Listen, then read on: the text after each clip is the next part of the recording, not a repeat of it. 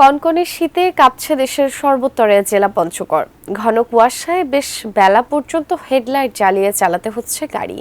কখনো সূর্যের দেখা মিললেও তাতে মিলছে না পর্যাপ্ত উত্তাপ। পঞ্চগড়ের শীতের খবর জানাচ্ছেন প্রতিনিধি সিদ্ধার্থ কর্মকার।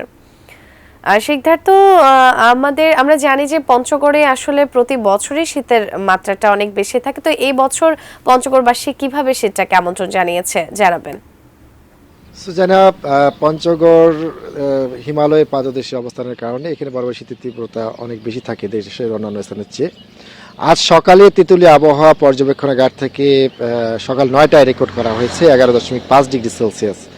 গত কয়েকদিন ধরেই প্রায় এক সপ্তাহের বেশি সময় ধরে কিন্তু এখানে তাপমাত্রা পারদ সেটি 10 থেকে 11 ডিগ্রি সেলসিয়াসের ঘরে ওঠানামা করছে।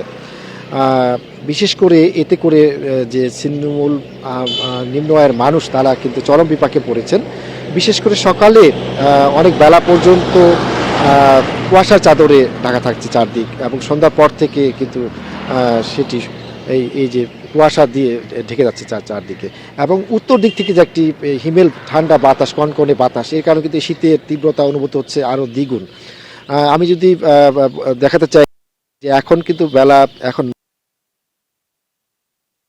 পার হয়ে গেলেও এখনো পর্যন্ত সূর্যের দেখা কিন্তু সেভাবে মিলেনি, এবং চতুর্দিকে কিন্তু এখনো চারদিকে কুয়াশা ঢাকা রয়েছে।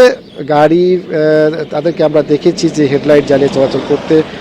সাধারণ খেটে খাওয়া মানুষ তারা আমাকে যেমনটি জানিয়েছেন যে তাদের যে দৈনন্দিন জীবন সেটি কিন্তু চরমভাবে ব্যাহত হচ্ছে। তারা ঠিকমতো কাজে যেতে পারছেন না, এবং তারা দাবি করছেন যে শীতের যে যোগান সেটি যেন তারা যেন সম্মত পান। সরকারি বেসরকারি বিভিন্ন সংস্থা থেকে কিন্তু শীত আসলেই তারা তাদের শীতার্ত মানুষদের যে সহযোগিতা দেওয়া হয় সেগুলি যেন তারা সম্মত পান।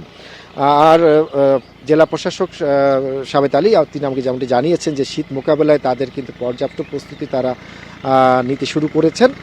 1 লক্ষ শীত বস্ত্রের চাহিদা তারা দিয়েছেন, এবং সেগুলি পাওয়া সাপেক্ষে মাসের মাঝামাঝি পর্যায়ে তারা কিন্তু সেগুলি বিতরণ করতে সক্ষম হবেন বলে জানিয়েছেন।